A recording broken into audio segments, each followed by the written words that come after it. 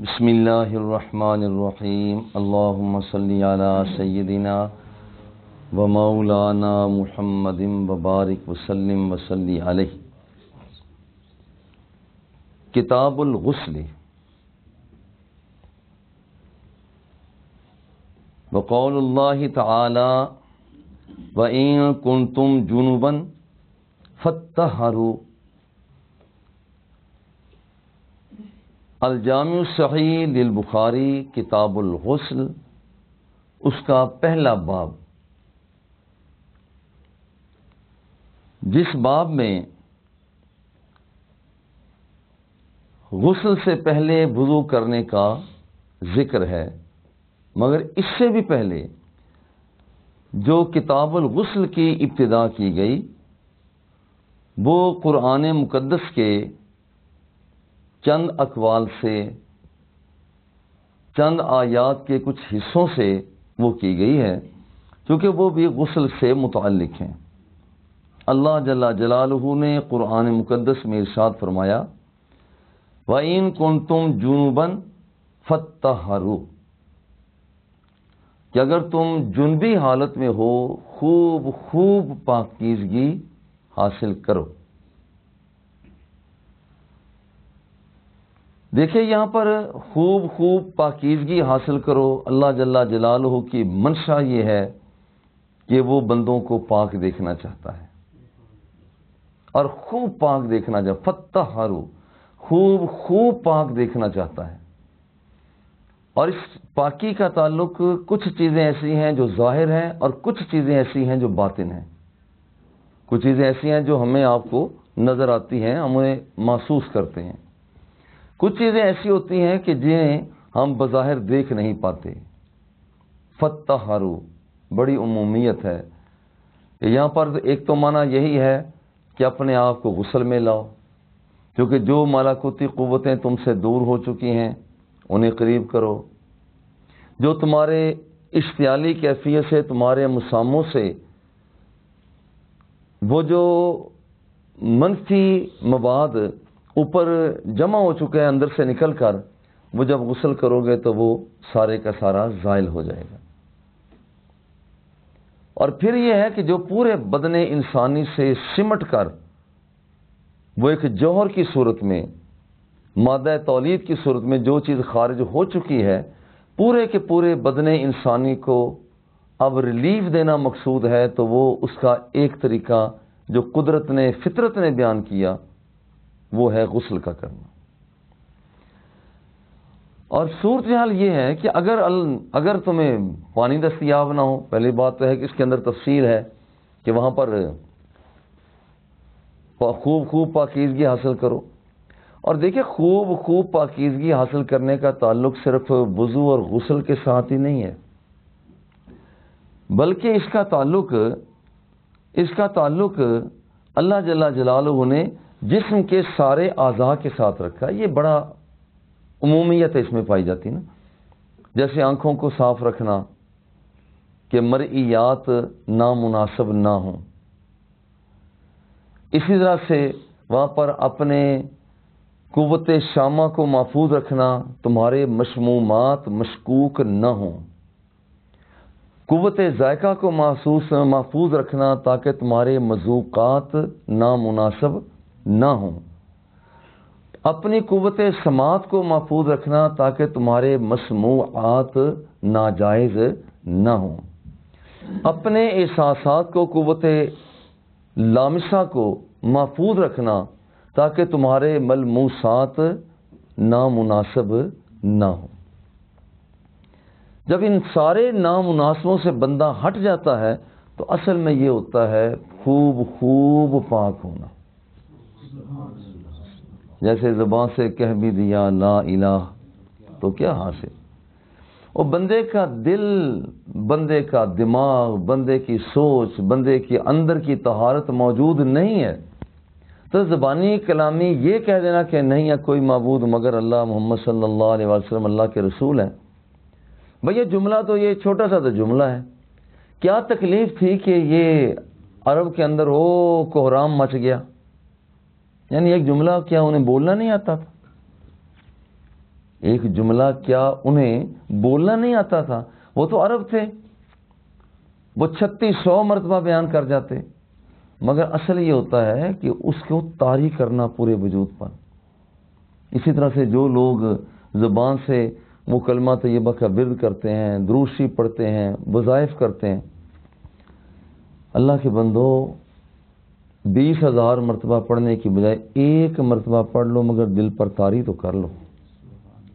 ہاں یہ بات بھی فضول نہیں ہے کہ وہ 20,000 مرتبہ پڑھ رہا ہے، وہ 20,000 میں کوئی نہ کوئی ایسا وہ ٹرننگ پوائنٹ آ جاتا ہے کہ جو بندہ کہنا چاہتا ہے وہ 20,000 میں آ جاتا ہے۔ کہنے کا مقصد یہ ہے کہ اگر جو کلمہ بھی پڑھنا ہے اس کو دل پہ طاری کر کے پڑھا جائے، اس کی کیفیتوں سے لذت لے کر پڑھا جائے، پھر نماز پڑھی جائے، تو یہ 4 رکعت کا مشکل کام ہے۔ اٹھک بیٹھک پہلوان کتنی ڈنڈ بیٹھ کے نکال لیتے ہیں۔ وضو کرنا کا مشکل کام ہے، کتنی مچھلیاں ہیں جو باقاعدہ رہتی ہر وقت ہی پانی میں ہیں۔ یہ کام تو نہیں ہے۔ اصل کام یہ ہے کہ وہ جو انسان کی خوابیدہ قوتیں صلاحیتیں ہیں انہیں اب برانگیختہ کرنا ہے، اور وہ کیسے ہو سکتی ہیں؟ یکسوئی کے ساتھ اپنے اللہ کو یاد کرو، اصل یہ ہے۔ اچھا مولانا، یہاں پر اگر تمہیں پانی دستیاب نہ ہو، اس جگہ پر فرمایا اگر تمہیں پانی دستیاب نہ ہو تو پھر تم نے کیا کرنا ہے؟ پانی دستیاب نہ ہو تو پھر تو تم تیمم کر لینا، زمین پر 2 ضربے مارو، ایک ضرب ماری، وہ جو مٹی لگی تو اسے جھاڑ لیا، چہرے پہ پھیر لو، دوسری ضرب لگاؤ، تھوڑا سا جھاڑ لو تاکہ مٹی نہ لگے، تو پھر اپنے ہاتھوں پر پھیر لو۔ یہ اللہ جل جلالہ نے ایسا کیوں فرمایا؟ رب ذوالجلال بندوں سے حرج کو دور کرنا چاہتا ہے۔ یہ بات ذہن میں رکھیں، اس قرآن مقدس حصہ میں ہے، کہتے ہیں تاکہ تمہیں وہ حرج میں مبتلا نہ کریں، تاکہ تم حرج سے باہر آ جاؤ۔ دیکھیے جب بندہ مصلحت کو حاصل کر رہا ہوتا ہے وہ حرج سے دور ہوتا ہے۔ مصلحت یہ ہوتا ہے کہ جو اچھی چیز ہے اس کو بندہ حاصل کرتا ہے، اور جو خدا نخواستہ وہ بری چیز ہے اسے بندہ اپنے سے دور کرتا ہے۔ جو بندہ صبح و شام اس پوزیشن میں رہتا ہے، یہ اسلام کے انتہائی خوبصورت پیغام، وہ مصلحت کے ساتھ جڑا ہوتا ہے، مصلحت کے ساتھ یہ جڑا ہوتا ہے جب وہ جلب منفعت کر رہا ہوتا ہے، دفع مضرت، اور دور کر رہا ہوتا ہے جو برائیاں ہوتی ہیں۔ اور اللہ جل جلالہ یہی مصلحت بندوں میں دیکھنا چاہتا ہے، اور یہ ہماری پریکٹس اٹھتے ہی شروع ہو جاتی ہے۔ ادھر سے اٹھے رات سونے تک کچھ چیزیں ایسی ہیں کہ جنہیں ہم حاصل کر رہے ہوتے ہیں، کچھ ایسی چیزیں ہوتی ہیں جنہیں ہم دور کر رہے ہوتے ہیں۔ اب ایک چھوٹی چھوٹی مثالوں کے اندر آپ دیکھیں گے کچھ چیزیں جو ہم حاصل کر رہے ہوتے ہیں، کچھ چیزیں دور کر، مثال کے کھانا ہی کھاتے ہیں، بھئی یہاں پر ہم بھوک کو دور کر رہے ہوتے ہیں، حاصل کیا کر رہے ہیں؟ بھئی اعضاء کو تقویت دے رہے ہوتے ہیں، یہی مصلحت ہے۔ اور اس سے بھی نچلے لیول پر آ جائے، آپ جوتا پالش کر رہے ہیں، وہاں مٹی کو دور کر رہے ہیں اور چمک کو حاصل کر رہے ہیں، بالکل معمولی سی مثالیں۔ دیکھیں اسی طرح سے صبح اٹھنے سے لے کر رات سونے تک اللہ جل جلالہ چاہتا ہے میرے بندوں کے اندر، میرے بندوں کو، یہ بندے مصلحت کو حاصل کریں۔ اور جیسے بندہ مصلحت سے دور ہوتا ہے، مثلا اچھی چیز کو تو حاصل کرنا تھا، اب اچھی چیز کو حاصل نہیں کرتا، بری چیز کو لیتا ہے۔ بری چیز کو دھکیلنا تھا، اسے دھکیلتا نہیں ہے، وہ اختیار کرتا ہے۔ اچھی چیز کو حاصل کرنا تھا، حاصل نہیں کیا، اس کو دھکیل دیا۔ بری چیز کو دھکیلنا تھا، دھکیلنا نہیں ہے بلکہ اپنے قریب کر لیا۔ دو اسے کہتے ہیں کہ یہاں پر یہ مفسد۔ اور دیکھیے بندے کو جہاں پر حرج واقع ہو رہا ہو، حرج کا مطلب ہوتا ہے کہ ایک آدمی جو اللہ کی منشا ہے نا، وہ اس کی پورا کرنے کے لیے کوئی رکاوٹ پیدا ہو گئی ہے، اللہ کی منشا کو پورا کرنے میں ایک رکاوٹ پیدا ہو گئی ہے، وہ اسلام پھر متبادل راستہ دیتا ہے۔ آپ غور کریں، ہم ملتان سے لاہور کی طرف جا رہے ہوتے ہیں، لوگ ساہیوال پہنچتے ہیں، آپ نے دیکھا ہوگا شہر بشہر بائی پاس بنے ہوئے ہیں، کیونکہ اب شہر کے اندر سے ٹریفک کو گزارا جائے تو رش بہت زیادہ ہو جاتا ہے۔ گورنمنٹ نے سوچا ہر شہر کا بائی پاس نکالو، آ رہے ہوتے ہیں وہ راستہ تبدیل کر کے پھر آگے جا کر مل جاتے ہیں۔ غور کریں، پہنچنا اللہ جل جلالہ کی ذات تک ہے، مگر بعض اوقات درمیان میں رکاوٹ آ جاتی ہے۔ اللہ تک پہنچنے کے لیے مثال کے طور پر وضو ہے، پہلے بندہ با وضو ہو، مالاکوتی قوتیں قریب آتی ہیں، یہ بندہ دعا مانگتا ہے، مالاکوتی قوتیں بھی ہم نوا بن کر آمین کہتی ہیں۔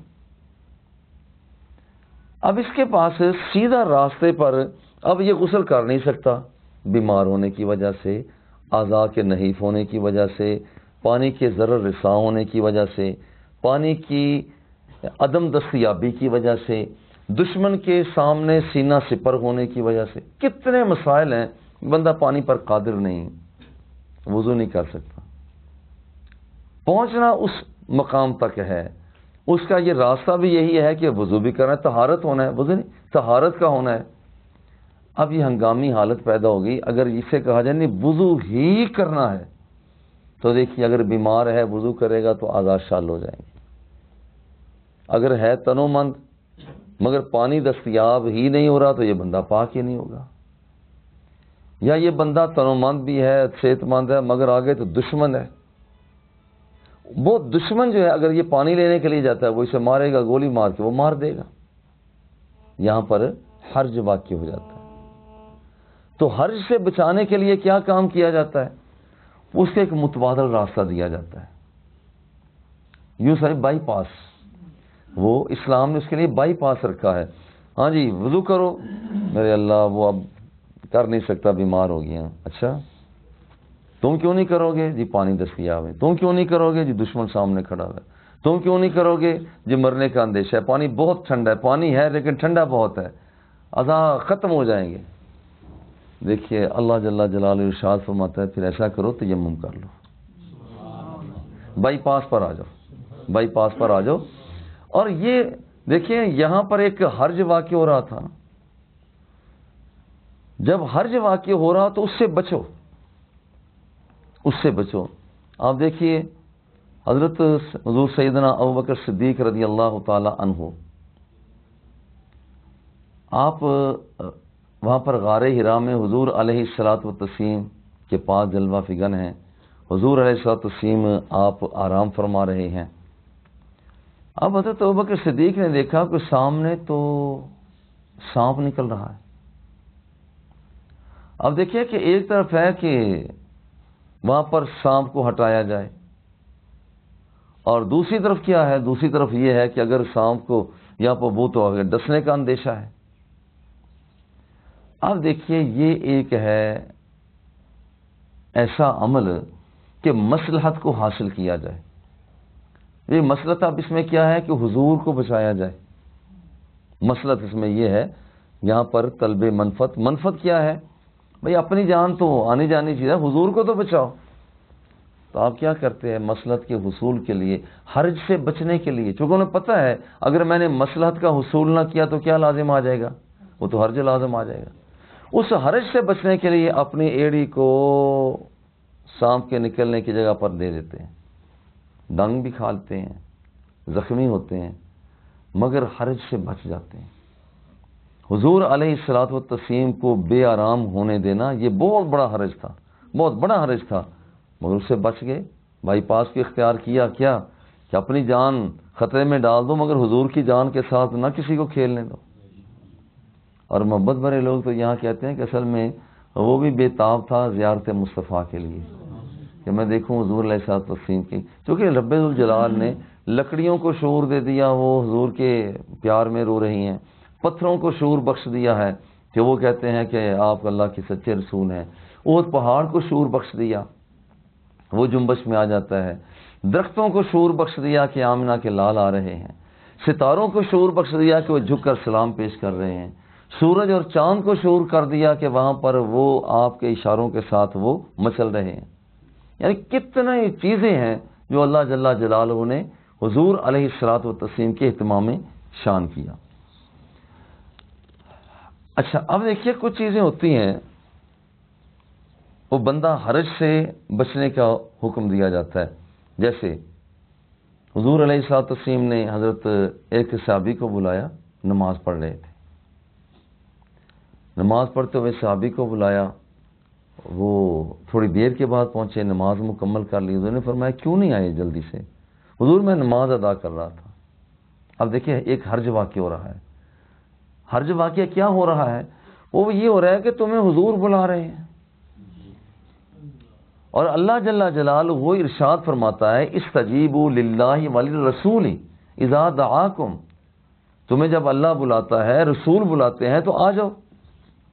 اب اگر نہیں آتا تو اب یہاں پر اس کا مطلب ایک حرج واقع ہوتا ہے۔ حضور نے پھر واضح کیا کہ دیکھو یہاں پر صورتحال یہ ہے کہ اگر تمہیں دوران نماز بھی بلایا جائے تو تم لازمی پہنچو، کیوں؟ اس لیے ورنہ تو حرج لازم آ جائے گا، کیونکہ جس وقت مصلحت دور ہوگی تو سامنے کیا آ جائے گا؟ مصلحت کے حصول کے لیے مفسد آ جاتا ہے۔ تو یہاں پر بعض اوقات مصلحت کے حصول میں دشواریاں جو پیدا ہوتی ہیں، ان دشواریوں کو مولانا کہا جاتا ہے کہ حرج واقع آتا ہے۔ یہ ایسے ہے کہ اسلام حرج سے بچاتا ہے، یرید اللہ بکم الجسر ولا یرید بکم العسر، اللہ تمہیں تنگی میں نہیں دیکھنا چاہتا نا، وہ آسانی دیکھنا چاہتا ہے۔ اب دیکھیے یہ تو گاؤں کی عام سی بات ہے نا، ایک آدمی بکری کا دودھ دو رہا ہے، تو بعض بکریوں کی عادت ہوتی ہے جب دودھ دھوا جاتا ہے نا، اس سے مینگنیاں اسی وقت کرنی ہوتی، کبھی آپ غور کرنا کہ اس نے فضلہ اسی وقت کرنا ہوتا۔ اچھا ان میں سے کوئی اگر ایک مینگنی، دو مینگنیاں دودھ کے اندر گر جائیں، اب کیا کرو؟ دودھ فل آپ نے دو لیا ہے، او بالٹی بھر گئی۔ دیکھیے اگر اس کے اندر وہ گرنے کے بعد مینگنی پھٹتی نہیں ہے،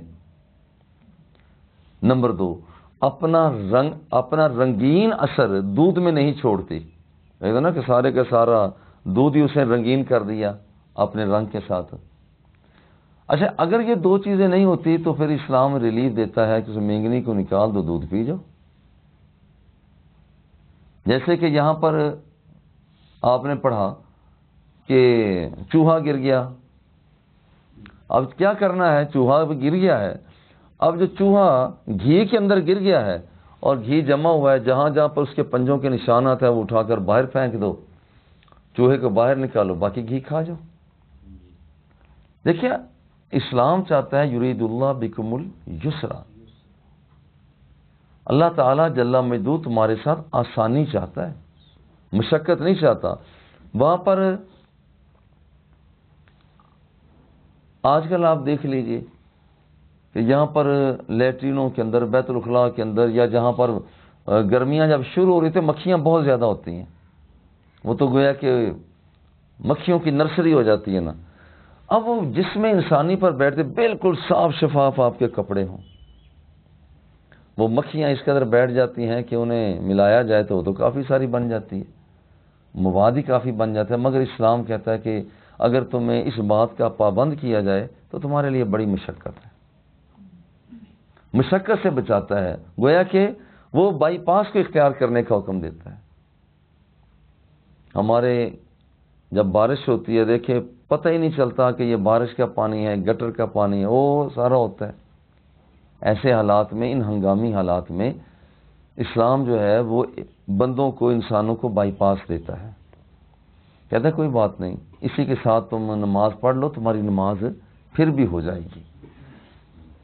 غرض یہ ہے کہ یہاں پر اگر تم جنبی ہو تو خوب پاکیزگی حاصل کرو، اور آخر میں یہ فرمایا یہ کہ لعلکم تشکرون، یہ ساری باتیں اس لیے ہے تاکہ تم اللہ کے شکر گزار بندے بنو۔ اب یہاں پر وضو کا حکم دیا گیا، اللہ کا شکریہ ادا کرو، اس نے تمہیں پاک دیکھنا چاہتا ہے۔ وہ تمہیں پانی دستیاب نہیں رہا کہ دوسری اور وجہ ہے، تیمم کرو، اور پھر اس کے ساتھ اللہ کا شکریہ ادا کرو کہ اس نے کتنی سہولت عطا کر دی۔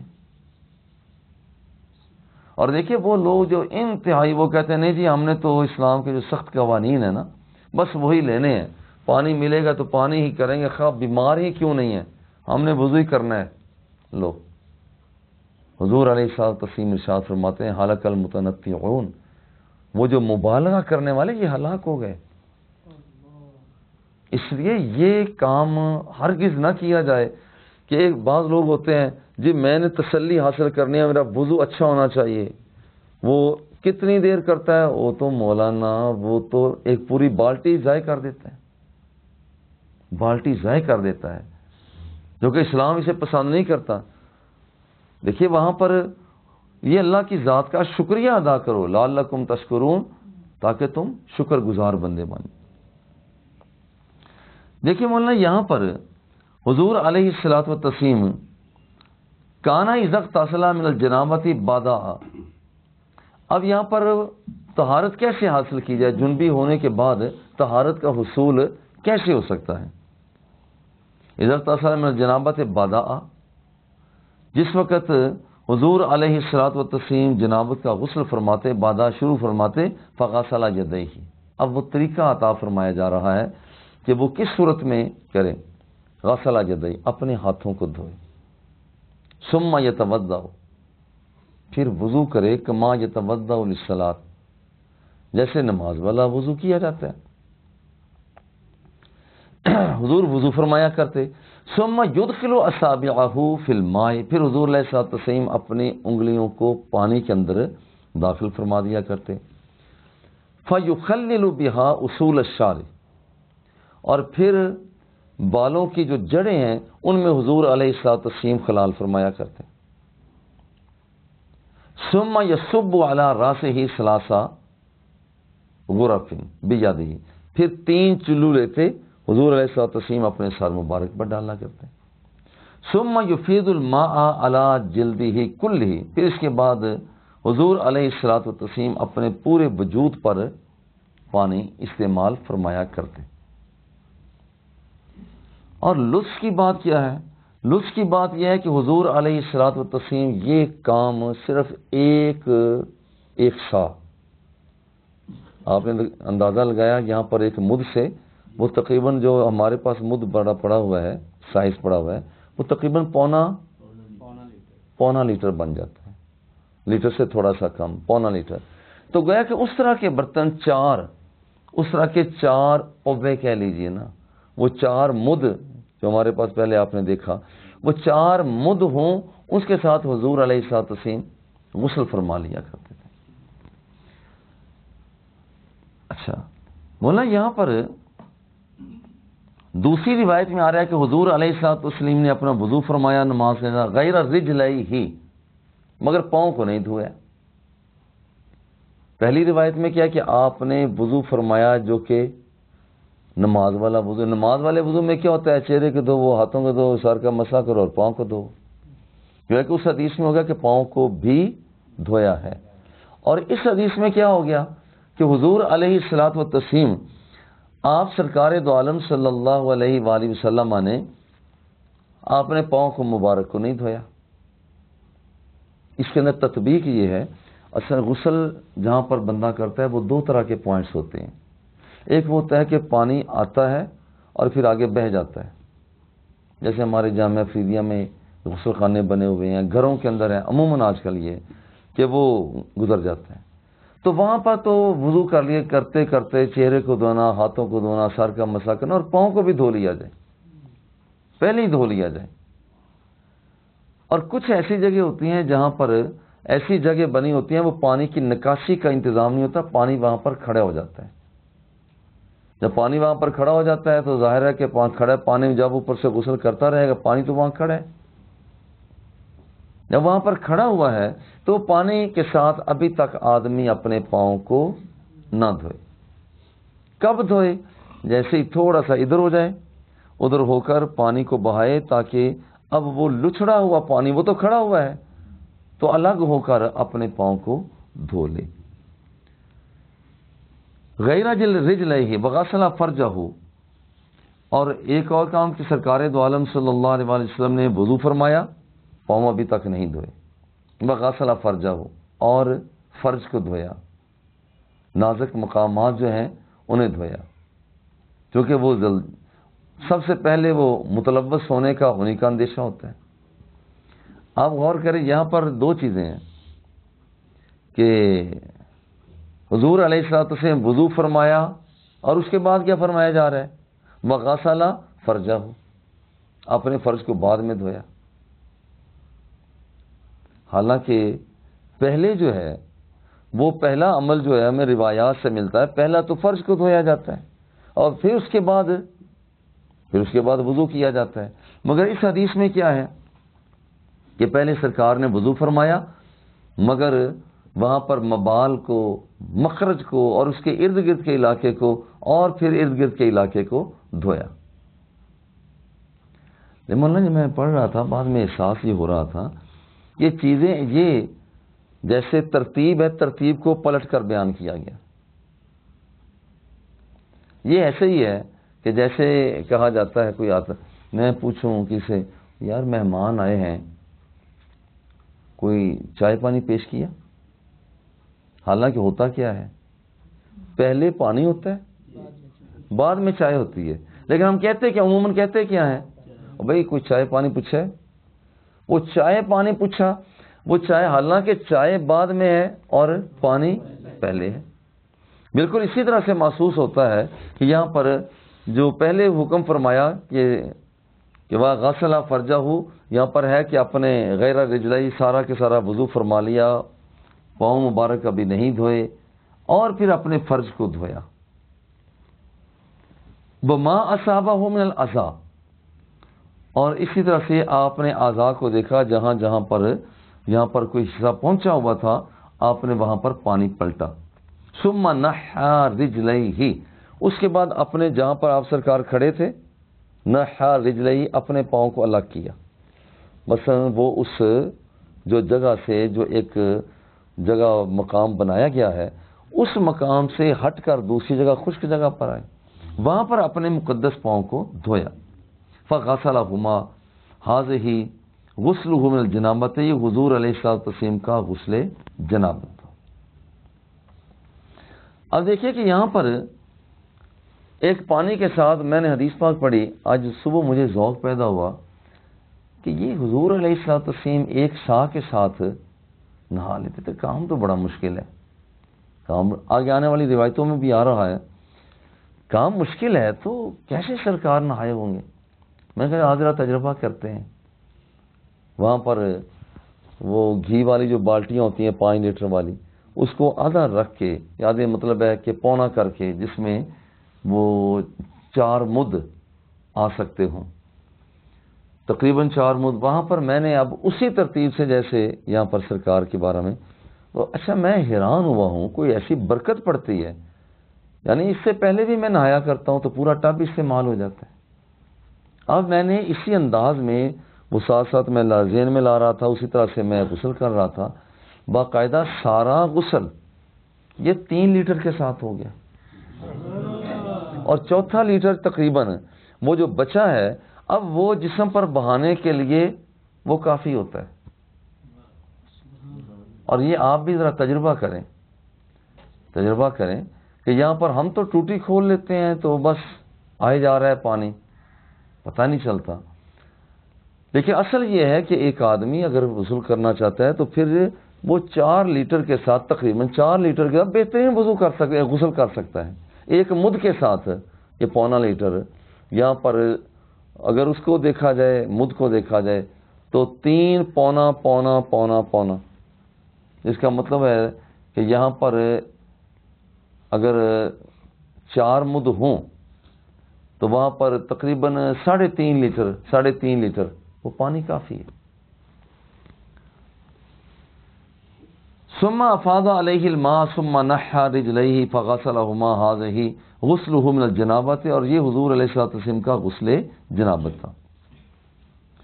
باب غسل الرجل مع امرأته، حضور علیہ الصلوۃ والتسلیم کے بارے میں ایک حدیث بیان کی جا رہی ہے، اس میں ثابت یہ ہوتا ہے کہ مرد اور عورت، یعنی خامند اور اس کی بیوی، یہاں پر خامند اور اس کی بیوی جو ہیں یہ آپس میں ایک ہی جگہ پر ایک برتن سے نہا سکتے ہیں، ایک برتن سے نہا سکتے ہیں، بلکہ بعض روایات میں یہ ہے کہ حضور علیہ الصلوۃ والتسلیم نے اس پانی سے غسل فرمایا جو پانی وہ ام المومنین کے پانی استعمال کرنے کے بعد بچ رہا تھا، جو پانی بچ رہا تھا اس پانی کے ساتھ غسل فرمایا.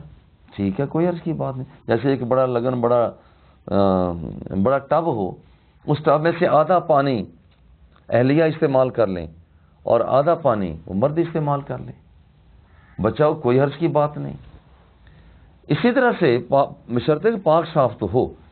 اور خود حضور علیہ الصلوۃ والتسلیم نے ام المومنین نے ایک ہی برتن سے پانی لیا ہے اور غسل کیا ہے.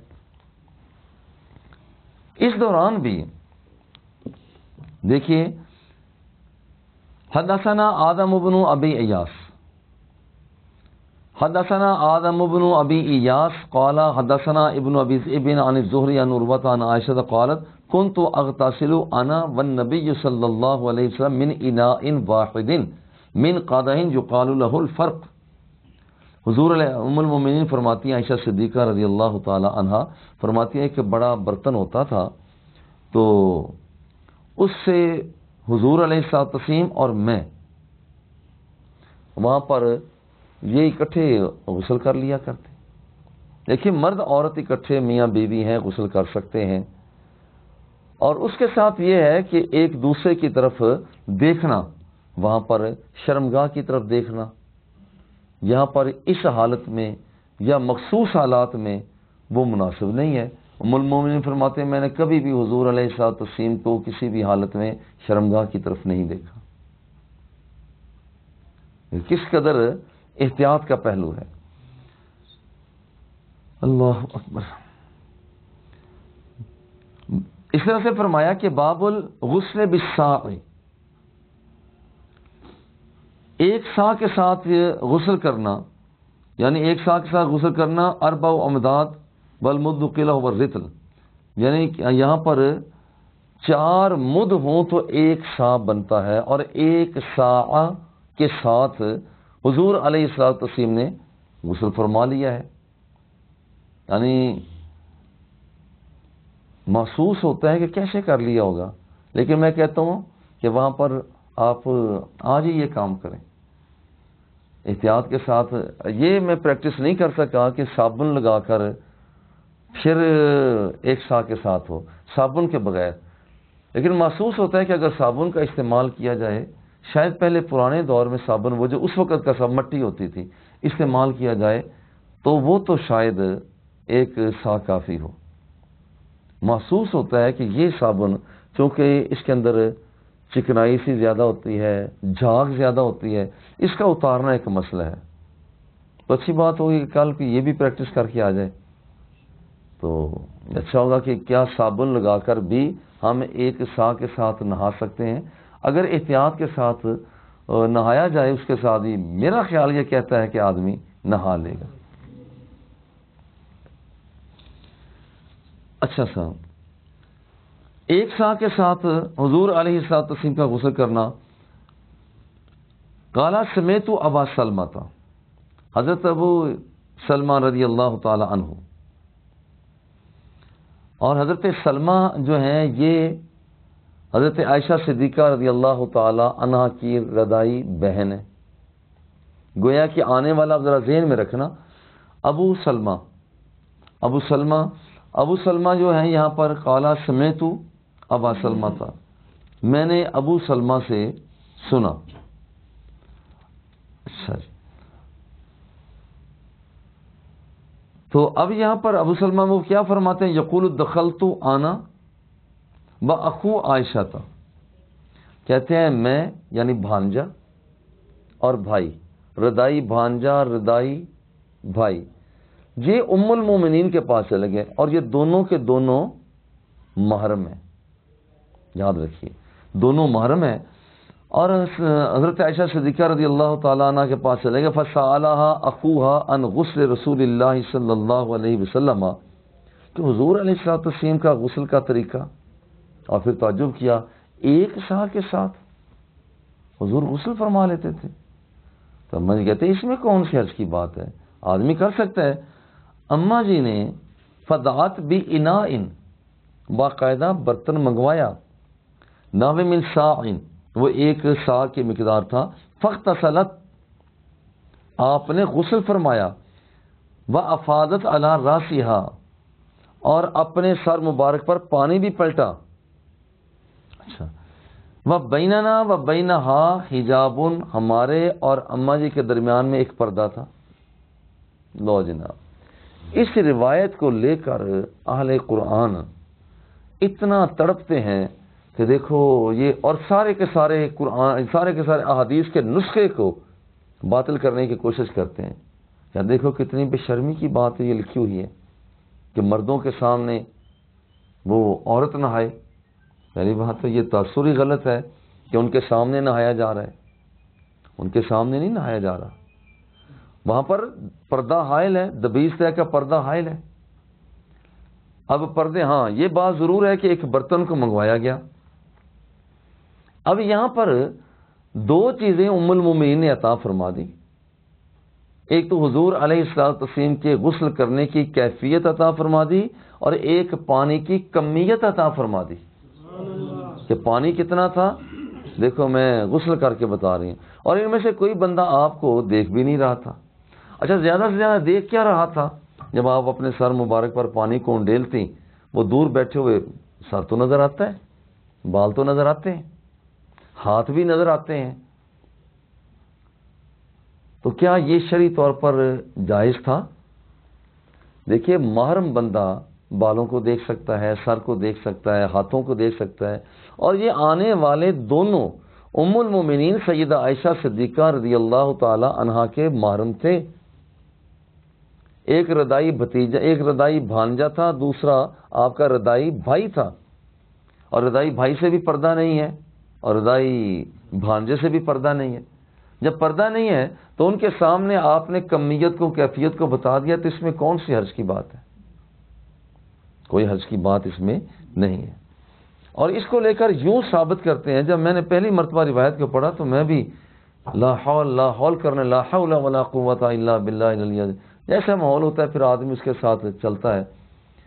لیکن یہاں پر ایسا تھا نہیں کہ آپ سب کے سامنے کھلے بندوں. اب دیکھیے یہ پردہ ہے، دیوار ہے تو بھی پردہ ہے، اگر ایک دبیستہ ہے تو وہ بھی پردہ ہے. پردہ تو ہر صورت ہے. قال ابو عبداللہ وقال یزید بن ہارون وبعض بل جدی عن شعبہ. دیکھیے ایک یہاں پر ایک لفظ آ چکا ہے والجدی. جو جدہ میں رہنے والے ہیں انہیں جدی کہا جاتا ہے. اچھا، یہ اصل میں وہ لفظ ہمارے عمرہ شریف پہ حاضر ہوتے ہیں، جدہ جدہ جدہ جدہ، بلکہ بعض گدہ گدہ گدہ، یہ وہاں پر آواز ہو رہی ایسا ویسے ہی وہ گدہ گدہ گدہ گدہ گدہ گدہ. اب یہاں پر اصل میں نہ تو لفظ جدہ ہے نہ جدہ ہے، اصل میں لفظ ہی جدہ ہے جو ہم نے کبھی سنا ہی نہیں. وہاں پر وہ جدہ کہتے ہیں یا جدہ کہتے ہیں یا گدہ کہتے ہیں، مگر وہ سائق لوگ، وہ جو گاڑیاں چلانے والے ہیں وہاں پر ڈرائیور حضرات، تو وہ جدہ نہیں کہتے. حالانکہ لفظ اصل میں کیا ہے؟ اصل میں لفظ ہے جدہ. والجدی عن شعبہ قدرہ سائن، ایک سا کی مقدار تھی، اس کے ساتھ غسل ہو گیا. حدثنا عبداللہ ابن محمد قال حدثنا یحییٰ ابن آدم قال حدثنا زہیر عن ابی اسحاق. پوری سند کے بعد عند قوم فسالوا عن الغسل فقال یکفیک ساء، تو آپ نے فرمایا دیکھو ایک سا کافی ہے. فقال رجل ما یکفینی فقال جابر کان یکفی من ہوا اوفا. کہتے ہیں انہوں نے کہا جناب ہمارے لیے ایک سا تو کافی نہیں ہو سکتا. حضرت جابر فرماتے ہیں کان یکفی من ہوا اوفا من کا شارن و خیرم من کا. دیکھو جو لوگ تم سے زیادہ بہتر تھے، تمہارے تو اتنے بال نہیں، ان کے بال بھی زیادہ تھے، تو اگر وہ ایک سا کے ساتھ غسل کر سکتے ہیں تم کیوں نہیں کر سکتے؟ دیکھو بہتر کون تھے؟ یعنی حضور علیہ الصلوۃ والتسلیم، آپ بہتر تھے، تم سے وہ بہتر تھے. اور تمہارے بالوں سے ان کے بال بہتر تھے، گھنے تھے. جب وہ ایک شاہ کے ساتھ غسل کر سکتے ہیں، غسل فرما سکتے ہیں، تو کیا تم نہیں کر سکتے ہو؟ وَخَيْرًا مِنْكَ ثُمَّ أَمَّنَ فِي ثَوْبٍ. اور اگلی بات یہ کر دی آپ نے کہ ایک ہی کپڑے کے ساتھ آپ نے جماعت کروا دی. ایک ہی کپڑا، یعنی جو کپڑا اوپر ہے وہی نیچے ہے، دھوتی جیسے تہمد ہوتا ہے وہ اور کرتا سارا ملا کر وہ ایک کپڑے کے ساتھ نماز پڑھا دی. یوں سمجھے کہ ناف سے لے کر گھٹنوں تک کا علاقہ پوشیدہ کر لیا، باقی اسی طرح سے اللہ اکبر. اور یہ کام بڑا مشکل ہے، اور میں تو کہتا ہوں یہ بھی سنت ادا کرو. یہ کبھی کبھی ان چیزوں کو اختیار کرنے سے بہت لطف آتا ہے کہ آپ اس انداز میں کہ نفس جواز تو دستیاب ہوتا ہے نا، کہ آپ ایک ہی کپڑا ہے، ناف سے لے کر آپ نے گھٹنوں تک کا علاقہ ڈھانپا ہوا ہے، باقی اسی طرح سے ہیں، تو نماز پڑھیے اللہ اکبر سمیع اللہ لمن حمیدہ. تو آپ اس میں آپ ایک مزہ لیں گے، لطف لیں گے، اور یہ سنت ساتھ ادا ہوتی ہے. ثم امنا فی ثوبن، پھر ایک ہی کپڑے کے اندر امنا میں فی ثوبن من الامامت اے کانا بعد الکلام المذکور امام لنا وهو فی ثوب واحد. حضور علیہ الصلوۃ والتسلیم نے ایک ہی کپڑے کے اندر، یہاں پر حضرت جابر رضی اللہ تعالی عنہ کہتے ہیں کہ یہاں پر انہوں نے ایک ہی کپڑے کے اندر ہمیں امامت بھی فرمائی. سبحان اللہ. والاول هو المختار. بہرحال یہاں پر کہتے ہیں کہ یہاں پر کپڑا پہنا گیا، ایک ہی کپڑا لیا اور ایک کپڑے کے ساتھ وہاں پر امامت فرمائی. دیکھیے جہاں پر حالات ایسے ہوں، اس بات سے لوگ آگاہ نہ ہوں. دیکھیں اس وقت وہ زمانہ بالکل سرکار کے قریب تھا، تو انہیں دشواری ہو رہی ہے یہ اعلان کرتے ہوئے، ظاہر کرتے ہوئے کہ ایک ہی کپڑے کے ساتھ نماز پڑھی جا سکتی ہے. اور آج زمانہ بالکل مختلف ہو گیا. دیکھیے آپ نے جائز کام کیے ہوئے ہوں، مثلا وہ اسلام کے خلاف بھی نہ ہو، آپ نے ناف سے لے کر گھٹنوں تک کپڑا پہنا ہوا ہو، اور پھر بوٹ کسے ہوئے نئے بوٹ ہوں، بات تو جائز ہے. اور سر پر ٹیڑھی مانگ آپ نے نکالی ہوئی ہو، ٹوپی آپ کے سر پر نہ ہو، تو آپ جا کر مصلی امامت پہ کھڑے ہو جائیں اور مقتدیوں سے کہیں آؤ بھی میرے پیچھے نماز پڑھو. کیا خیال ہے، نماز پڑھیں گے آپ کے پیچھے؟ وہ نہیں پڑھیں گے الا ماشاء اللہ، اس لیے کہ یہ ماحول نہیں ہے. اور وہاں پر جو حضور کے قریب ترین ماحول تھا انہیں کتنی دقت ہو رہی ہے، بتانے میں دقت ہو رہی ہے. ایک سامنے حضور نے غسل فرمایا، اس غسل کو بتانے میں دقت ہو رہی ہے. اسی طرح سے وہاں پر ایک کپڑے کے ساتھ امامت فرمانے دقت ہو رہی ہے. آج ایسا کرنا بھی نہیں چاہیے. دیکھیے آپ نے ایک حدیث پاک میں پڑھا، حضور علیہ السلام نے فرمایا کہ جب کسی کو نماز کے دوران تھوک آئے تو وہ اپنے بائیں طرف پھینکے اور پاؤں کے ساتھ مال دے. آج آپ کریں گے؟ آج کل کارپیٹ بچ گئے ہیں، حالات بدل گئے ہیں، حالات کے ساتھ ساتھ چلنا چاہیے. اب جس وقت حالات کے ساتھ بندہ نہیں چلتا تو پھر اس وقت پریشانی لاحق ہو جاتی ہے. تو آج جوتا پہن کر بابا جی قبلہ رحمۃ اللہ تعالی نے، ایک ہمارے مؤذن صاحب تھے حافظ صاحب، اللہ جل جلالہ، حافظ غلام عباس صاحب، انہیں غریق کے رحمت فرمائے. انہوں نے نیا جوتا، بالکل مسجد کے اندر گرمیاں تھیں، نیا جوتا اپنے استعمال کرتے تھے. وہ پانی لگاتے، ساتھ نہاتے بھی تھے اور پانی بھی لگاتے. لوگوں نے بابا جی قبلہ کو شکایت کر دی. بات تو بڑی سادہ سی تھی کہ بھئی کوئی عرض کی بات نہیں ہے، نیا جوتا ہے اور اسی کام کے لیے ہے. بابا جی بڑے مسلط کو پیش نظر رکھتے بابا جی قبلہ نے بلایا، آپ صاحب جو آپ کام کر رہے ہیں جائز ہے، 100% جائز ہے، مگر یہ تو 2 بندے دیکھ کر میرے پاس آ گئے ہیں، جن 10 بندوں نے 20 بندوں نے آپ کو دیکھنا ہے، انہوں نے میرے پاس نہیں آنا یا آپ کے پاس نہیں آنا، آپ کی مخالفت کریں گے، تو اس سے بچنا چاہیے. بابا جی قبلہ نے استعمال کرنے سے منع فرما دیا. اس طرح سے حدثنا ابو نعیم، حضور علیہ الصلوۃ والسلام حضرت میمونہ رضی اللہ تعالی عنہا کانا یغتسلان من اناء واحد، ایک ہی برتن سے نہایا کرتے. قال ابو عبداللہ کانا ابن عیینہ یقول، اخیر عن ابن عباس ان میمونہ توسعی ما روا ابو نعیم، کہتے ہیں کہ یہاں پر یہ روایت حضرت میمونہ رضی اللہ تعالی عنہ سے مروی ہے کہ حضور علیہ الصلوۃ والتسلیم اور آپ کے اہل خانہ سے میمونہ رضی اللہ تعالی عنہ ایک برتن سے آپ غسل فرما لیا کرتے تھے۔ صلی اللہ تعالی علی حبیبہ و آلہ و اصحابہ اجمعین۔